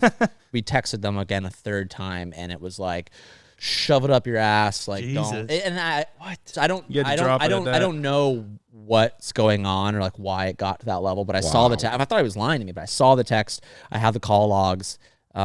And the guy was not happy. Just be like, dude, I just want my old car back. I was like, and I'm probably willing to I was like, even I'm- overpay a I'll little bit. Overpay a good amount, and that's all. I was like, it was a risky move telling him we'll pay for the name because I like the guy. You know, think about it from that perspective. I have someone who's paying a private investigator to get a hold of me and is going to pay me to tell him something. I thought I was going to be like, all right, tell him 10 grand. I thought it was going to turn into like a pissing battle of like, how much money can they milk? out of it. They didn't know it was like TJ Hunt trying to reach out. It was just like an undisclosed person trying to reach out. Maybe he was doing illegal things in the car. And they Well, were for trying to- for sure, sure. there was some like sus, like shady shit that was happening with that group, and I was really bummed. I thought we were gonna get it back. It would have been a great storyline too. Like I you'd know. say, and then you reflect back to, I made all the mistakes, and I'm gonna go back and revenge myself. That's what I wanted to do. I wanted to like Avenge. build it. Revenge. Yeah. Well, yeah. I wanted to like. I should have talked to you first, Ryan. My thesaurus. I wanted to put it back to like its like original glory of what I wanted it to be, but yeah, it would have been cool. So there's a lot of YouTubers in this area. There's I'd a say lot. a ton for Lot in car. California. Do you think that it's like oversaturated? You go somewhere and everybody's got a camera, and it's like hard to make authentic or original content when everyone that you pan the camera to is also All holding a holding a camera. camera. Ruins it when they have a camera. I think it's just like where we are culturally. Yeah. Like it is now when you go talk, when a 50-year-old asks you what you do for a living, you go, oh, I do YouTube. And then they go, oh, YouTube. My grandson, I get that. But like 5 years ago, it was like, YouTube, what's YouTube? How do you so make like, money? yeah, the cultural like standard is just different. Like now it's like, you have like Addison Rae, Charlie D'Amelio, famous from TikTok to like celebrity A status. So like, I think now like, is it weird? Like, I feel like it's weird, yes, because like I was here like when I was getting made fun of for doing it, and now it's like, oh, you don't have a YouTube channel, bro? Like you don't make TikToks, and it's just like a different world. So like, it doesn't like bother me, but I'm like, fucking fakes. Like this is like I don't know. Like I'm like not salty, but it's just the authenticity of what it is now. I don't believe is what it was when 5 years ago. I feel like now it's like, I'm doing it for the money and fame because Logan Paul did it. It's like when we do it, it's like, I didn't think there was any money in it. And I just think the passion is derived from a different place then than it is now. 100%. Yep. So like, I don't know. I mean, there's more proof. Like, why would I not want to start YouTubing and become the next TJ Hunt and have a big house and 30 cars? Yeah. And It's the same thing with like you guys. Like, oh, I have a group of friends in the middle of wherever. Like, I'm, you know, we're really funny. Yep. We're gonna make funny. Or like, you know, FaZe did a really good job of just showing like that side of it too, on what can be done. And so I think it's just like the new like standard. And it's just like it's hard because we're the old people trying to adjust to like what was ours type of thing. Like, damn kids. How old are you? yeah, Just 28. You're 28? Yeah, how old are you guys? 26. 23. Okay. 6. Okay. Yeah. So like relatively the Yeah. same time period, we like claimed this like surf spot, and now all these fucking kooks and groms keep showing I up. do kind of think about that. There's like the first wave of YouTubers who were like not even getting paid. Like that was before AdSense. We're kind of like on the second wave, and now I think there's like possibly the third generation has been integrated, and now I'd say we're almost on like the fourth. Dude, we are on the fourth. It's TikTok. I'll post TikToks, and I'm like, I see people in the comments, and they're like, oh, who is he? Like, I only know TJ from TikTok. Like, he has a YouTube, and the people in the comments are like, how the fuck do you not know that? Like, there is a generation that is like just TikTok. You were saying you got made fun of when you were first starting out. We did too. All the time. Yeah, dude. Like just on the forums, but also like friends that knew me then were like, you're filming yourself, making YouTube videos, like just the basic shit. And it's like, it's like, I don't know. Did you wear it as like a chip on your shoulder? I used to. I wore it as a chip on my shoulder. I wanted to prove everyone wrong. Kind of feel like I need to get back to that, but I mean, it definitely fueled me to a certain degree. yeah, like kind of helps fuel you, but Yeah, I mean, yeah, and now it's just like, I was more so like, I'm gonna show my ex-girlfriend what I'm all about. Like, it was like, no, you showed her. Yeah, it was like, so it, like to a certain degree, but I don't know. Do you feel like you still need that at this point? I know. I've let it go. I used to just have that, like though, you know, like I wanted to prove everyone wrong and all that, but now it's different. Let me ask you guys this: like, is there a what's next for CBoys? Like, is there? Dude, all the time. Like, I mean, we're talking about. I know you don't want to give too much away, but like, no, I mean, it's we can talk. We want to come up with like a product, but we're very, very meticulous. Like we want to make sure it's a great product, like yourself or Happy Dad or whatever. We just don't want to launch shit. And also, I think we still have a little bit of ways to grow. Like we need to grow it a little bit bigger before we start pushing that. And we don't know what that product is on top of that. Yeah. But it needs to be something that can live on by itself. Like we're gonna give it the push, but it's something that. It's not like merch where you have to make videos and keep pushing it or whatever. You want to be able to live on its own, have its own 2 feet, and not have you guys pushing it every day to get sales. Well, just like you didn't name it TJ Hunt's wide body kits, you know? Yeah. Straight out there. So Exactly. I'm always like very curious to see like what people's perspective or like if they have like a 3-year, 5-year, 10-year. Not that it's always necessary, but it's always curious to see because you guys have so much potential. You guys are doing like 800K to $1 million a video. Around that, yeah. That's fucked. So I'm very curious to see because you guys have so much creativity. Like you guys have a flow that like you don't really see. There's not.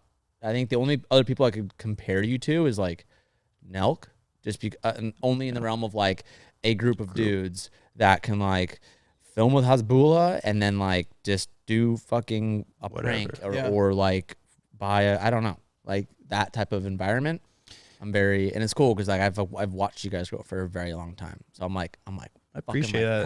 Thank you. That makes me pretty happy that you keep an eye on us. Yeah, I mean, for sure, dude. I mean, I try to like keep an eye over like I'll just be informed. I don't really like watch videos anymore, but you guys are that's why I was like fucking thumbnail gods over here. Like that's a whole nother like sad side topic and category of like what I've noticed people are starting to do. Yeah, we put a lot of time into it. Like we'll come up with a title and thumbnail before we film a video. Yeah, I know a lot of people who do that too. Yeah, it's nice though just too because easier. we have bits though. So like you could have a 5-minute bit that is a great thumbnail and title, but then you fill it out doing a prank or ripping around in a car or whatever, you know. So yeah, no, for sure. So you said you were building a shop next to your house. That's genius. That would be so nice, dude. Because then you just boom, boom, You're at home, especially if you're trying to start a family and all that. Like, yeah, well, it's just like California, and you learn like, okay, and this is like a whole nother. We could do like fucking 10 different podcasts on so many different discussions, but like I got really interested in learning about real estate and learning about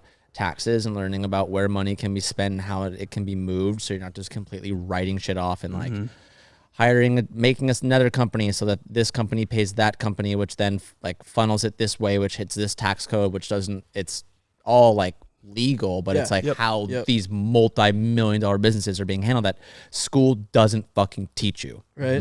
Which like again, whole another fucking topic. Don't get us started on school. Yeah, but I was like, fuck, for how much we're spending on rent in California, I could just build a fucking castle at my house and rent it to myself and pay like a mortgage to myself and write it all off, and I could be able to. Especially in California, you have to be smart because it's so dang Dude, they're expensive to taking live so here. much of your We're money. getting bent. So you haven't thought about just going to Texas? So many times. I'm surprised you haven't. For a while there, LZ almost had me moving out to Florida. Like so fucking close. Yeah, dude, you could too. That like stems the whole conversation of like, okay, just buying property in different areas or like completely uprooting and moving. And this kind of goes back to our original topic of like, okay, like what's most important to you now, which is ultimately like family and just like friends. I'm like, okay, I could move to Texas. I could move to wherever and get like 80 acres and do the whole Whistling Diesel thing in the middle, wherever the fuck he is. But then I'm like, okay, so it's just me and Sabrina. Yeah, you like, Yep. I love that girl to death, but like, my friends mean the world to me. I don't, and even then, I've had someone be like, "Well, fucking move with you." Like, I don't give a shit. Let's get the fuck out of here. I can move. I can be remote. But I just think like, yeah, money's great, but like, I'd rather like Have a life. spend an extra like 30% in taxes to live here. And I've been here my whole life. My family's here. And also I think a really big part of like a lot of my success has been being in California of like the corporate and partner relationships that I've built. They go like really, really deep, more than I think like the internet is able to like really see. And I think that's created like a vital success into how I've been able to like create a pillar for myself in the world of like, you know, everyone trying to do this. Yeah. So I think California is kind of important. I will not be here forever though. No shot. No shot. When I'm like done, I'm going to leave. Dude, I think that you could get a compound in Texas or Florida. Probably Florida makes a little bit more sense. And then just bounce back and forth though, because then it keeps like the content interesting. Again, like have also thought about that. But I don't know. It's a lot to maintain a big property to that level. Yeah. And it's like, I have fucking Adam. I have multiple cars like already stored there. Pull up to him. Yeah. I go there and I'll drive. There's certain cars that I'll compete in on the East Coast if I need to or whatever. And it's like, it would make sense to a certain degree, but there's like already so much shit going on that again, like the conversation of spreading yourself too thin, and to like manage two different lives in two different areas. Now have a spare set of everything on that side. And it's like, it just gets a lot. It just gets really messy. And it's like, okay, like I'll sacrifice the monetary value to have the comfort and luxury of friends and family and simplicity. So, yeah. I mean, we're kind of in the same place of like we want to get a place do you Florida guys or something. I was gonna say, do you guys want to stay in Minnesota? Like, has that conversation ever We ran? kind of got we need to stay there. Roots are pretty deep there. But we could get a second spot. But roots to how you can't leave, you can fucking. Oh, I mean, we move could anywhere, leave. No, for sure. But like, we got a really good compound there. We got like 40 acres. Okay. Or like 45 acres, and then our shop is like fully built out. Not saying that we couldn't just like up and move. There's no real sense. And sell that, but. And then all of our families, all of us got chicks and houses. It's the area too, and it's kind of like authentic to us. I feel that. Like the CBoys or It's like one of those things like Minnesotan. Well, I wouldn't Midwest. even like say considering leaving isn't even an option if you're not like, dude, like taxes and politics just completely suck here. And if that's not like really And they like kind of do in Minnesota. They kind of do, but I mean, not enough to up Not and as sell, bad but, as here, not even close. But Yeah, we no probably offense. will get another place somewhere. Because How- like, dude, how the would hardest you- part is how would you is delegate winters. But a lot of you guys' content is in the snow. No. Well, it unfortunately it is, but we've been trying not to do so much snow content because it actually isn't as servable to the masses. Because I People mean, get bored of it in the most spring. people don't live in an area with snow, so it's unrelatable. So like we find that you kind of hit a cap, and like if we want to keep growing past that, and especially like after it's like popular up to January 1st, just because I think people are in that like winter time spirit. Yeah. It's Christmas. They like the idea of snow and igloos and snowmobiles and whatever else comes with it. But after Christmas, it's like, I'm ready for summer. I'm ready for spring. So people and we'll have snow around till like May. So that's why we go on like an RV trip like this and we stack content, all that. But that's what Nelk used to do.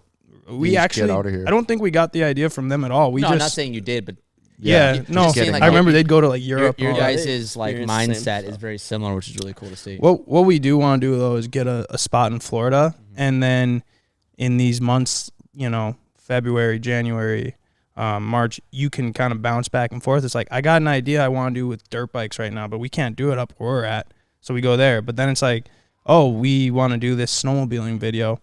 Go back home. You can kind of bounce back and forth, but it's just, it comes down to money. Travel's nice too. It's fun. You go for a week and, you can go, like you say, you go to Japan and then you come home, and then you go to Colorado and then you come home, and then I've had a lot of fun on this RV trip, honestly. Me too. I'm kind of about ready to go home now. It's been over a week A week and we still have like another week, but dude, but it, it's been very productive, and it's fun getting to meet people like you and, just do this kind of stuff that we wouldn't be able to do back home. Rad. I think it's super cool. It's really fun, honestly. How many videos did you guys plan out throughout this trip? 3. We have 4, I think, actually. 3 plus eBay Motors. Cool. And then we're doing the eBay Motor shoot. Yeah. At the tail end of it, and then we've stacked. This is our 3rd podcast, so hell yeah, we're making it worth it. Yeah, for sure. Then we even spent a day in Las Vegas, ran around, caused some havoc. Caused some havoc. You like Vegas? Oh, we go, dude. That's like 5-hour drive. You're there. This is like dangerous. Be dangerous if we. Dude, we'll do like. I feel like I'm being tugged right now. Dude, we'll do like fucking. You can get a Spirit airline flight for $50. Oh, fly out in the no way. morning, and you can fly back at night. The one dayer. Yeah, well, That's one the way day to do it. casino like You fucking gamble? run. Oh yeah. What do you play? I used to fund my channel off of gambling. No way. I almost went into professional blackjack. Yeah. What? Oh, really? Yeah. Big blackjack player. Really? Yeah, my dad is a really big blackjack player and like taught me really young, like proper, obviously like this proper like counts, but then also learning how to count cards and understanding, variables and odds and shit like that. So You can count cards? You're gonna come with us next I was time. really into it. Yeah, basic strategy, basic basic shit where I could be like, hey, dude, don't fucking hit that, or like. So when I was younger, so there's a casino that's an 18 and up. So at the end of high school, when I was 18, we started really going gambling a lot. And like that when I was like in my prime, I was like fucking reading all these books, strategies and counting, and all my boys would come like, because if you guys gamble, that one blackjack player can call everyone's hands. It's not illegal. I could tell each and everyone what to do. So like we would go there and you need to come with us. Dude, I would tell everyone what to do, and all my boys would be like, all right, like I'm bringing $100 tonight, like, and I would do my best to make everyone money. And hell yeah! So what's the most money you've ever won in Vegas? Can you tell it? In one night? Yeah. One night maybe like 20 G's. Nice. Yeah. Nice. Nice. Winning money? Bro, What a knowledge. we just lose I've money. never left Vegas with money. Really? No, never. It's hard. Every time. It's really hard in Vegas because the odds are so shit. Like the only your best odds is you need to have a pocket of at least $5,000 and play like. Usually it's like $100 hands just to get like. Do you do progressive betting if you start losing? Do you? Yeah, so I have a couple of different like betting strategies, just depending on like what I'm feeling or like how beat up I'm getting. But I'll progressive, yes, or I'll do like super heavy off the rip just to kind of like see where my luck is just on a brand new deck. But it just depends if it's single deck or double deck. You can kind of play that progression differently because you're gonna run out of cards. It'll just cut the shoe on you so quick if you're just doing too hot. Damn, winning sounds fun. Yeah, We just dude, need to we're learn how to outside. walk away in the first Dude, place. let's fucking go. Yeah. We'd love I'm to. There. You ever play like roulette or baccarat? Oh no, not. So one of my best friends, Kevin's Vietnamese, so he like knows how to play the baccarat game or whatever the fuck it's called.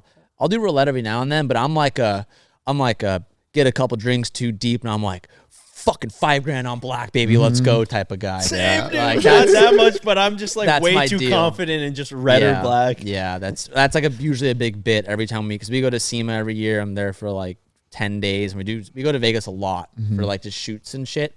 We always do like a bit where I'll walk in a casino with at least like $1,000 and just like start every vlog off like, how much money are we gonna make today? Either we lose it or we win it, and it's always great when you win it. Yeah, dude, fun. we saw you in Vegas at SEMA. So like sometimes year? we'll go just last year. Okay. We didn't like meet you. You were walking this way, and you had security all around you, and there was like it was like very frantic because I'm sure you're getting mobbed at SEMA. Yeah, SEMA's nuts. SEMA's like very. It's kind of like us. We go to a place called it's called Heydays, but it's basically like a big snowmobiling thing. Same thing as SEMA except smaller, and you can't walk at all anymore. So we felt your pain. Or not your pain, but we knew how it goes. It's not pain. It's just like some people just like forget that like everyone's just a human. Yeah. And you have places to be. So if you have to stop at each spot to sign and take a picture and everything. Dude, SEMA's like you're getting pulled every different direction. Or at least like for me, my experience is always like, especially this last SEMA where they're now it's like, oh, we're going to use you as our new face. And there's like, you're getting pulled every different direction every hour on the hour for something else. So like driving outside or autograph sessions. Or, You were everywhere. Yeah. Like every board had TJ Hunt here at this time. Your cars were everywhere too. Yeah, that's like something like that. Like I learned early on. Growing up, I always loved going to SEMA. Like me and my boys would sneak in and try to get in there and just like because it was so close, and that's like all the dopest shit would be at SEMA. Yeah. So like for us, that was like always the coolest place to go. So I've always had this fascination with it.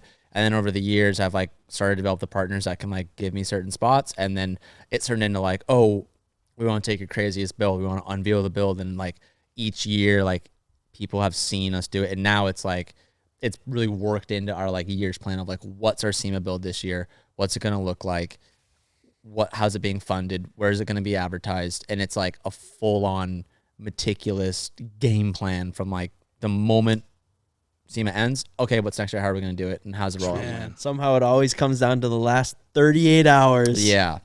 This car is gonna be our SEMA car this year for McGuire's, and it's gonna be fucking nuts. Dude, I love this car. Yeah. Love it. I wasn't like the biggest fan of the new BMW like front end, with like the big grills, but dude, I love this thing. This is an aftermarket front end. Okay. This is but not. it's still got like somewhat similar grill look, right? It's like the most different type. It's smaller and it's more like it's not as big as the Catfish OE, but much better. Yeah, this looks fantastic. This might be my favorite BMW. Dude, for sure. You have the Huracan right now? Yeah. Dude, get this car. You'll thank me later. Really? This car is your stock Huracan? Yeah. I'd walk you.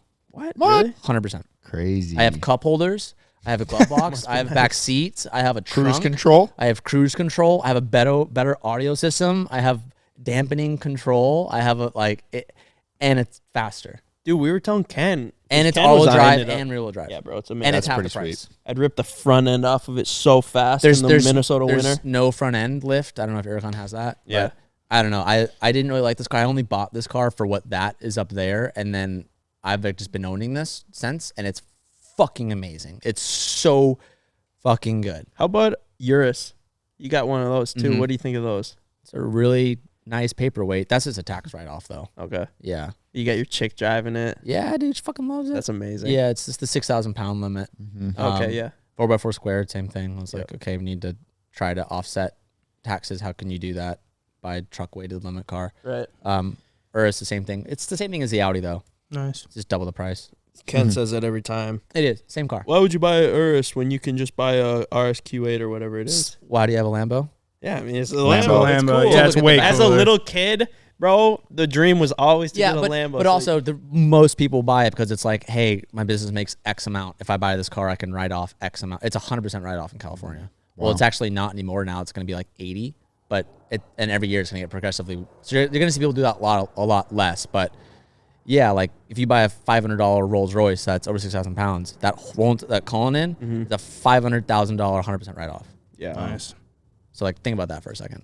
Crazy. So that's why you see a lot of people do it. And like money. G-Wagons. That's why everyone has G-Wagons here. Those are all business owners who just buy the G-Wagons as business vehicles. There's like things, how many miles you can do on it, whatever. But yeah, this car's amazing. Yeah, dude. I love it. I love the green too. British Racing green. An individual spec, baby. Yeah, it's now it's a one of two. Some other motherfucker did it too, but Oh, really? yeah, this is like a custom motor spec. Oh, no shit. Paint sample? So that's BMW. You love that green, bro. Dude, I'm doing every fucking like it's like you know how like I guess maybe Stradman was like matte purple. Yeah. I'm doing this on like everything. Any car I've ever like paint for the most part now, I'm just gonna start a collection of BRG cars. I love that green. I'm obsessed with it. Love that green. Yeah, it's so good. Especially with the peanut. Well, I guess is that orange or peanut butter? Orange. Peanut interior. butter. That's orange. I've never heard that one. No, I like that. Though. Peanut butter interior. Nah, it's orange. It's orange. It's cool. Yeah, It's bro. fucking- So sick. It's super rad. I look forward to you selling your Aircon and getting an M4. Dude, if I sell my Huracan right now, I'd probably lose like 50 grand from when I bought it a year ago. What year is it? 15, 610-4. 610. Yeah, I mean, how do you know how much you get it for? Did you say? I mean, out the door like 230. Okay. You wouldn't lose 50 grand, not now. I figured how many miles are on it? 36K, Okay, how much you buy it with? 30. Yeah, you It's probably the taxes. Bro, it's the taxes. Though. Yeah. You don't like if you're paying taxes for us, you can't get that money back. Dude, yeah, tax here on my Venador was 35 grand Yeah, that's insane. just to get it. So I'm assuming Minnesota's pretty gnarly too. Yeah. It's like 10% of Yeah, it's sale. 8%. Yeah, 8% okay, same Minnesota. thing. Yep. Yeah, that's just learning how But to, it's whatever. I like honestly, I'm not too hung up on that, and I don't let that like stop me. no, for sure. And I really don't care. But I mean, it does kind of. It's a kick in the nuts. Oh, for sure. But It's just, and it's not even like the fact of the matter. It's just like nobody wants to get kicked in the nuts and lose money. It doesn't really matter how much. well, no, any exotic you buy, you should always know you're gonna lose money. Yeah. Or like you should always have that mindset.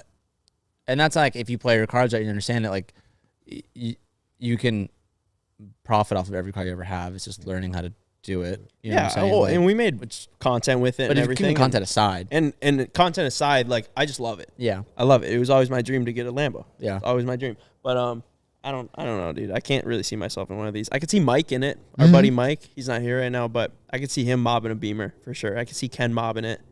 That's probably it for the crew. No, really? None of you? No. I'm not. I think it's sick. It's just maybe I don't know. It's not really. What I've always about it? like JDM. I'm a tuner car kind of guy, but Yeah, I feel like everyone is like that until you drive one of the new ones, and you're like, oh, it doesn't have to be like a low key junk box, and Yeah. like I have to be low key worried about going an hour in this car without it blowing up or like something happening, and then you drive these like new modern ones, and it's like, or like the A90s, so fucking good if you set them up right. Really? Like modern BMWs, I just think are, apart from 911s, are like untouchable. Well, maybe if we got time after this, we'll go for a cruise and it'll change our mind. Dude, you guys take it, go up and down the street with it.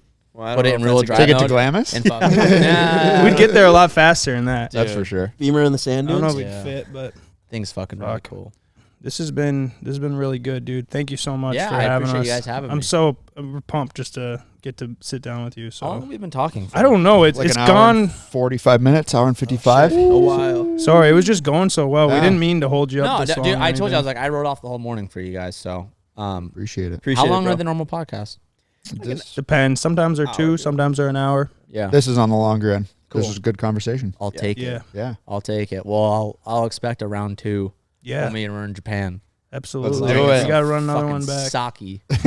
Let's do it. That- And then in Vegas, dude. You gotta help us make some money. Dude, don't fucking tempt me. No, You seriously. guys We are- do dude, need we we do do. need your help in Vegas. Dude, well, I guess team was not the best time, but Yeah, I was like, that's always a fun time to like. we'll keep you posted. Yeah, we'll keep you posted. Okay, We'll we'll fire see. it But, out whenever. If you guys haven't already, check out TJ Hunt's channel. Yeah. TJ Hunt on all platforms. Yep, you'll find anything there. Perfect. All right, boys. Peace. Next Thank time. you.